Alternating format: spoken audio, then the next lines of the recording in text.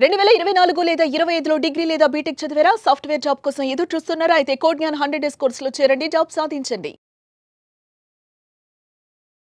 Hello sir. Hello అండి. చాలామంది sir అంటే టెక్నికల్ బ్యాక్గ్రౌండ్ అని కాకుండా నాన్ టెక్నికల్ బ్యాక్గ్రౌండ్ ఉండేటువంటి వాళ్ళు ఉంటారు. బేసిక్ డిగ్రీ ఇప్పుడు బీజెడ్సీ కానీ లేదంటే సిఈసి కానీ అవి చేసినటువంటి వాళ్ళు కూడా ఉంటారు. అపార్ట్ ఫ్రమ్ దట్ కొంతమంది మీరు ట్రిపుల్ ఈ కానీ ఈసీఈ కానీ వాళ్ళు కూడా ఉంటారు. కాబట్టి వీళ్ళు రెగ్యులర్గా ఒక 100 డేస్ ప్రోగ్రామ్స్ మనకు కాదనుకొని ఏదైనా కోర్స్ నేర్చుకుంటే ఏ విధంగా ఉంటుంది? సాఫ్ట్వేర్ జాబ్ వచ్చే అవకాశం ఉంటుందా? సో ఇప్పుడు మీరు చెప్పినవన్నీ బేసిక్గా నాన్ ఐటీ బ్రాంచెస్ నుంచి అని చెప్పి మాట్లాడతామండి. సో నేను ఎప్పుడు ఏం బిలీవ్ చేస్తా అంటే ఒక్కసారి కాలేజ్ నుంచి బయటకు వచ్చాక నాన్ ఐటీ ఐటీ అన్నది ఉండదు. ఓకే, అందరూ ఎలిజిబుల్ ఫర్ సాఫ్ట్వేర్ జాబ్స్. కాకపోతే వాళ్ళు ప్రీవియస్గా వాళ్ళ డిగ్రీ ఆర్ ఇంజనీరింగ్లో ఏ అయితే బ్రాంచెస్ తీసుకున్నారో అవి కంపెనీస్ మళ్ళీ ఎలిజిబిలిటీ రావాలి. సో వస్తాయి, ఆపర్చునిటీస్ వస్తాయి. అండ్ మన దగ్గర అట్లాగా ప్లేస్ అయిన వాళ్ళు చాలా మంది ఉన్నారు. ఆ ఆపర్చునిటీ రావటానికి కొంచెం పేషెన్స్ అవసరం. సో ఒక సిఎస్సి ఐటీ వాళ్ళకి 100 జాబ్స్ వస్తే వీళ్ళకి 40 to 60 జాబ్స్ వస్తాయి అన్నమాట.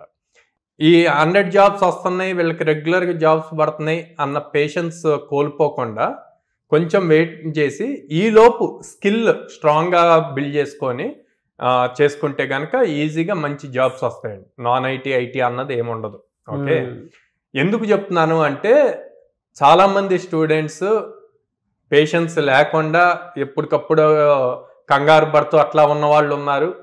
మేము చెప్పినట్టు ఇని పేషెన్స్గా ఉండి ప్రాపర్ అప్ స్కిల్లింగ్ అయ్యి 9 LPA 10 LPA ప్యాకేజెస్ తీసుకున్న వాళ్ళు కూడా ఉన్నారు. Okay, non IT students. So non IT వాళ్ళు. ఓకే, సో అందుకని వాళ్ళు ఎందుకంటే మేము అందరిని ఒకేలాగా ట్రీట్ చేస్తామండి. వీళ్ళు సిఎస్సి నుంచి వచ్చారా, వీళ్ళు ట్రిపుల్ ఈ నుంచి వచ్చారా అన్నది లేదు. ఒకసారి క్లాస్ రూమ్లోకి కోడ్‌జ్ఞాన్ క్లాస్ రూమ్లోకి ఎంటర్ అయితే ఫ్రమ్ డే 1 కంప్లీట్ బేసిక్స్ నుంచి మనం చిన్నప్పుడు ఎట్లయితే ఏబిసిడీస్ నుంచి నేర్చుకుంటామో అట్లాగా వాళ్ళు నేర్చుకునే సబ్జెక్ట్కి ఏం కావాలో అది కంప్లీట్ బేసిక్ నుంచి సాఫ్ట్వేర్ ఇన్స్టలేషన్ దగ్గర నుంచి స్టార్ట్ అవుతుంది. 100 డేస్ అయ్యేసరికి వాళ్ళు అడ్వాన్స్డ్ ఫ్రేమ్వర్క్స్లో కూడా ప్రాపర్ నాలెడ్జ్ నేర్చుకొని ఉంటారు with practical exposure. So skilling important ఇక్కడ. సో వీళ్ళకి నేను పైథాన్ ఫుల్ స్టాక్ సజెస్ట్ చేస్తాను, జావా ఫుల్ స్టాక్ సజెస్ట్ చేస్తాను.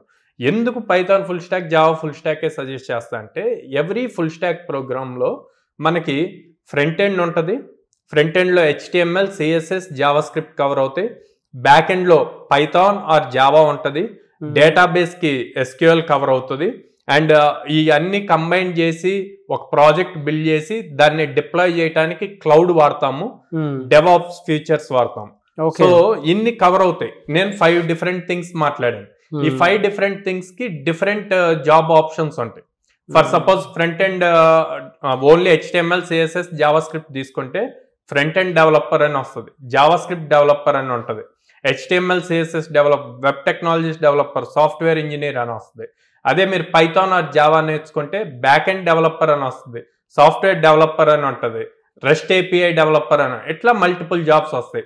తర్వాత డేటాబేస్ తీసుకున్నారనుకోండి, SQL డేటాబేస్ డెవలపర్ అని, MySQL డెవలపర్ అంటారు, SQL డెవలపర్ అంటారు. సో ఇన్ని ఆపర్చునిటీస్, మల్టిపుల్ హ్యూజ్ ఆపర్చునిటీస్ వస్తాయి. అట్లా కాకుండా ఒక్కదానికి రిస్ట్రిక్ట్ అయ్యారనుకోండి, నేను ఓన్లీ పైథాన్ నేర్చుకుంటా, ఓన్లీ జావా నేర్చుకుంటా, ఫుల్ అప్లికేషన్ కాకుండా ఒక్కదానికే రిస్ట్రిక్ట్ అయితే అప్పుడు మీకు ఆ పైథాన్ డెవలపర్ ఒక్కటే వస్తుంది. ఇంత హ్యూజ్ కాంపిటీషన్లో బయటకు వచ్చేసారు. Huge competition. ఎంత హ్యూజ్ కాంపిటీషన్? ఇంజనీరింగ్ వాళ్ళు 15 lakhs మెంబర్స్ పాస్ అవుట్ అవుతున్నారు ఇయర్లో. అండ్ డిగ్రీ వాళ్ళు 10 lakh మెంబర్స్ పాస్ అవుట్, అంతే 25 lakh మెంబర్స్. 25 lakhలో హార్డ్లీ 10% కూడా ప్లేస్ అవ్వట్లే క్యాంపస్ ప్లేస్మెంట్స్లో. ఓకే, రెస్ట్ ఆఫ్ 22 lakh మెంబర్స్తో నువ్వు కంపీట్ చేయాలి. వాళ్ళందరికన్నా నువ్వు డిఫరెంట్గా యూనిక్గా స్టాండ్ అయితేనే కదా నీకు జాబ్ వచ్చేది. ఓకే, సో అలాగా కొంత కోడ్‌జ్ఞాన్ హెల్ప్ చేస్తుంది నేను యూనిక్గా డిఫరెంట్గా పెట్టడానికి. ఎందుకు? మిగతా కాంపిటీషన్తో సంబంధం లేకుండా విత్ ఇన్ ద కోడ్‌జ్ఞాన్ లో ఉన్న స్టూడెంట్స్ తోటే నీకు కాంపిటీషన్ ఉంటుంది. అందులో నుంచి మళ్ళీ ఇంకొంచెం యూనిక్గా ఉంటే బెటర్ ప్యాకేజెస్ వస్తాయి. ఆ ప్యాకేజెస్ రావాలి అంటే నేను చెప్పినట్టు 100 డేస్ ఫుల్ స్టాక్ ప్రోగ్రామ్ ఏదైనా ప్రాపర్గా నేర్చుకుంటే కనుక జాబ్ ఈజీగా క్రాక్ అవుతారు. అండ్ అబోవ్ 4 LPAతో జాబ్ వస్తుంది. 100 డేస్ మాత్రం మీరు చెప్పినట్టు చేయాలి. 100 డేస్ ఇంకా వేరే డైవర్సిఫికేషన్ లేకుండా ప్రాపర్గా మేము చెప్పినట్టు చేస్తే ఎట్లాగో క్యాంపస్లో 6.5 hours ఉంటారు. ఆ 6.5 hours ఫోకస్డ్ ఉండి 4.5 months చేశారు అంటే ఈజీగా జాబ్ క్రాక్ చేస్తారు. ఓకే సార్, థ్యాంక్ యూ అండి. Thank you so much Sairam garu. Thank you అండి.